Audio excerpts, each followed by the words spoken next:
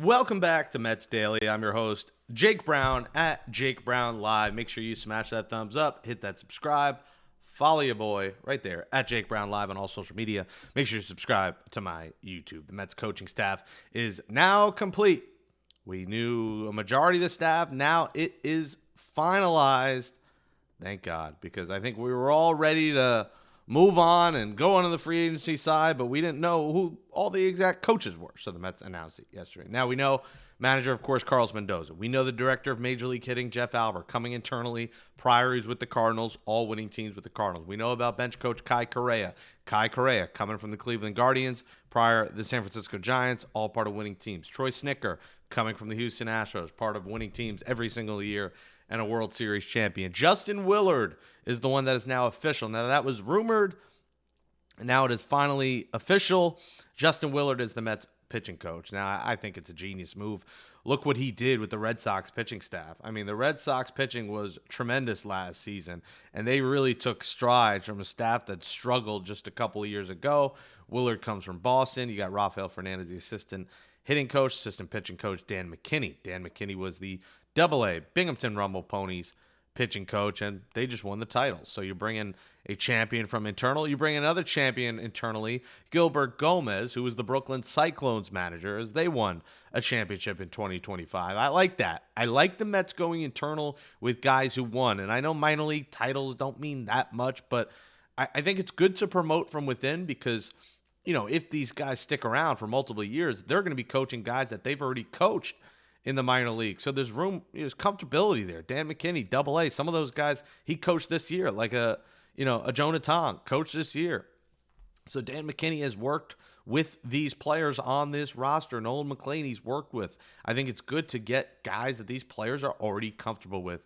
And Gomez is a guy that played with Jeff McNeil and Brandon Nimmo in Double-A back in 2015. So Gomez has played with these guys. He's coached with these guys. Well, Jeff McNeil will be gone, like I said, so won't be playing alongside him. We'll see if Brandon Nimmo's still here. That's going to be a trade discussion we'll be talking throughout the offseason. Jose Rosado, the bullpen coach. We know about Tim Leiper, former Padres third base coach, now taking that role. Quality assurance coach, Sandy Barnes. And then the other one, internal catching coach, J.P. Arancibia. Now, J.P. Arancibia was in the organization as well in AAA last year. So another guy that gets promoted from internal, which you absolutely love. He was a bench coach, infield coach for the Mets, and now taking over as the catching coach. Looking forward to seeing him, work with a guy like Francisco Alvarez. J.P. Arancibia didn't play a while in the big leagues, but he was in the big leagues for 6 years.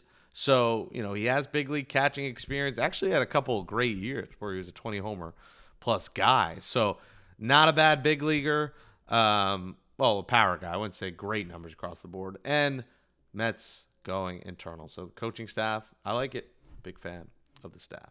Argument I've been having on X with people is my mock trade for Ketel Marte, which has people losing their minds, saying I'm going for clicks. But here's the reality with Ketel Marte. I understand he's 32 years old. Everyone comments that like I do not know it. I understand the fact he's 32. He's coming off 3 of the best years of his career. Now, he has missed some time with injuries. If you want to say to me, Jake, I'd rather not go for a 32-year-old who's dealt with some injuries, who has 5 years left, I'll say fine. I don't think that's a bad opinion. But I also think Ketel Marte is light years better than Jeff McNeil. I also think Ketel Marte has a fair contract, especially early on where he's making $12 and then $16 million. It averages out to around 18 or 19. Jeff McNeil's making $16 million. Ketel Marte is like double the player, triple the player Jeff McNeil is. So when you're talking about value, I think you're getting value in Ketel Marte.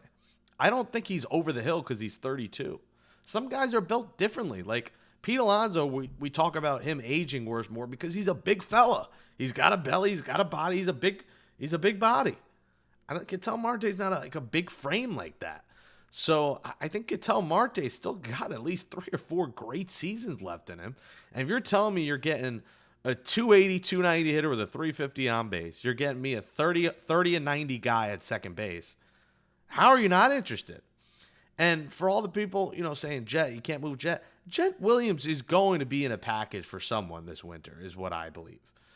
And Jet Williams, a lot of the time, plays the same position that you would have for Marte in the next 5 years. Now, people will say, why don't we just go with Jet for cheaper? Well, we don't know what Jet is.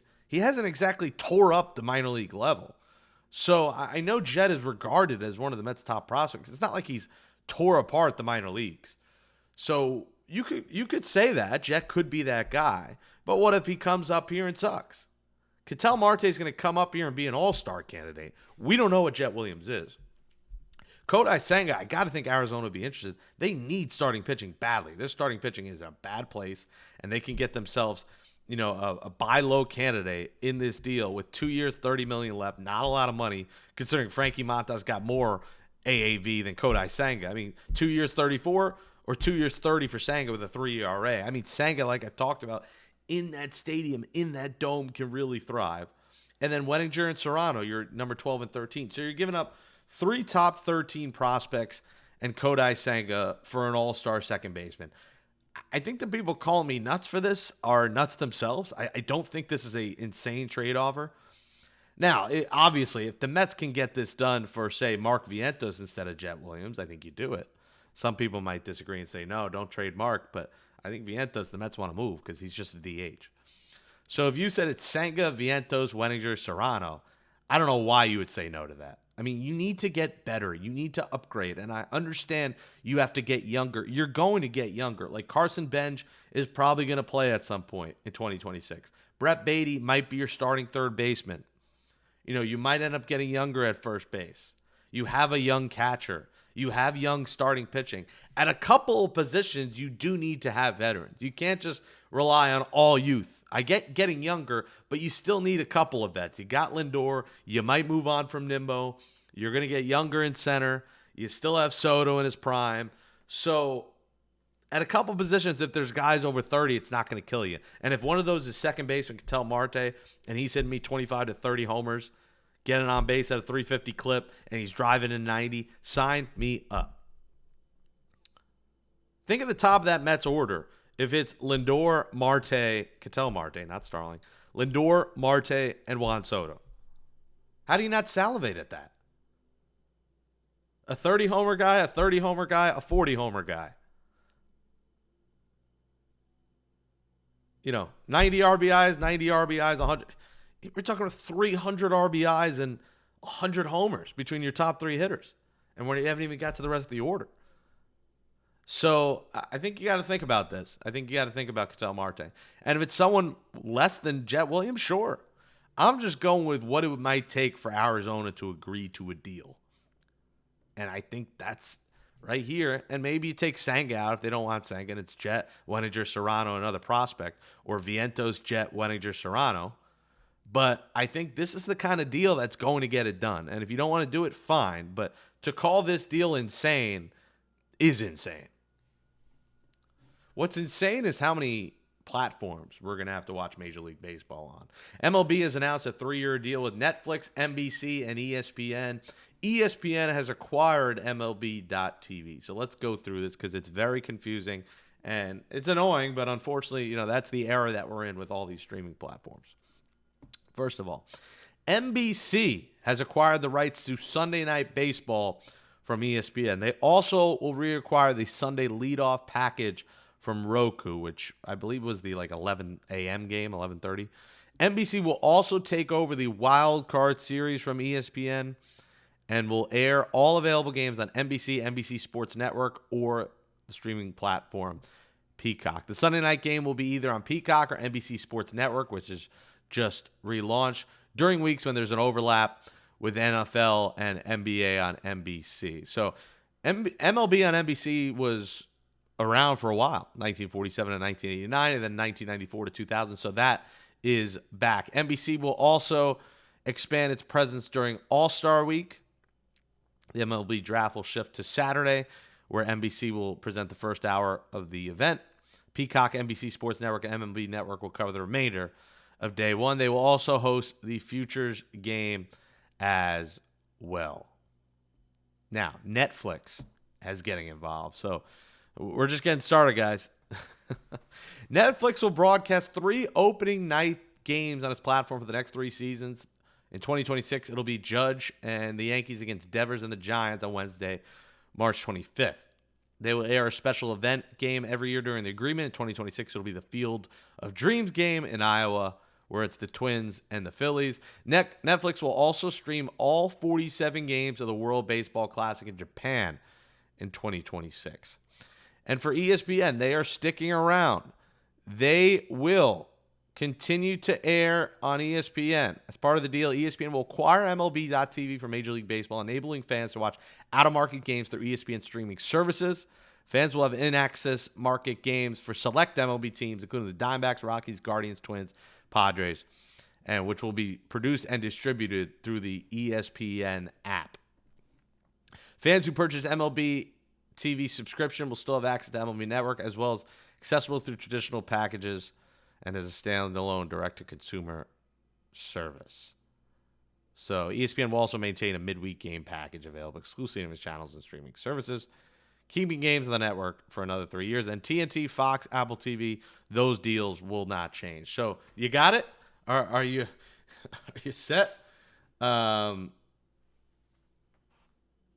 see. We'll see how that goes. All right, folks, let's get in your comments. There was an update as well.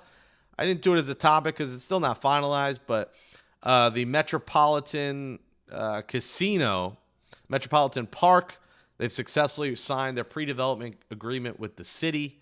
They got over the issue of the USTA dispute.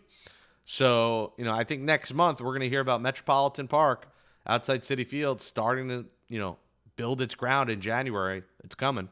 So get ready for traffic this season at Met games. All right, we'll read some of your comments from yesterday's show. Keep hitting that subscribe. Keep smashing that thumbs up. Become a Mets Daily Insider member. Scanning that code. Appreciate your support from yesterday's show. From the Consigliere. I love your vids because they're short and sweet to the point. That's worth a subscribe from me. Thanks. Appreciate that. That's what we, that's what we go for here, guys. We go for short, sweet, to the point. You could be on the toilet, watch the whole show, be done wiping, show's over. Sorry to get graphic, but I think that's the point. There's a lot of long-form shows. It's what I've done for a long time. It's hard to hear a bald guy yap for more than 15 minutes. So we've been a little longer in the offseason because we're getting through all your comments. So I want to make sure we get to your comments and appreciate the support. From Mess for Less, congrats on the job and hopefully future move back to New York. Love your videos. Thank you, Mess for Less. Appreciate it. Thank you. Yes, the job is going. I'll be in office 2 days a week, 2 to 3, remote the rest of the week. So I'm remote here for the rest of the week. I'll be going to Carolina for Thanksgiving with the family next week. But thank you so much. And yeah, listen, if all goes well, by March, my hope is to be living back in New York. Where? Hopefully Queens. I'd love to be close to the Mets. If not, we'll see. Jersey City is an option as well. From the Isaac, let's go Mets. Let's go Mets. J Bakes 100. They have to sign Diaz 4 years, $100 million, 5 years, 120. Just my opinion. Yeah, listen, we've talked about that. 100 might be what gets it done. There's a lot of people in on Diaz. There's a lot of teams in on Diaz right now. So Mets might have to give him a few more million a year to get this thing done.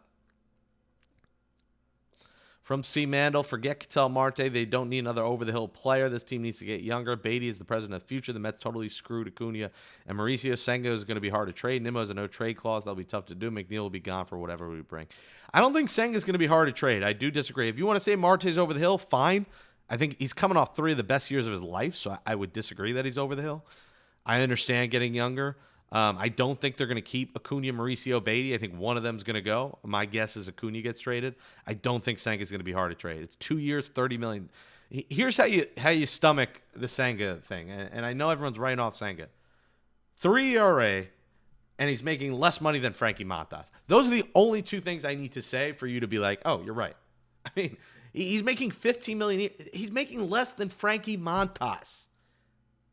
And Kodai Senga was a Cy Young candidate his rookie year. So if Kodai Senga is healthy, he's an insanely good buy low candidate for whatever team trades for him right now.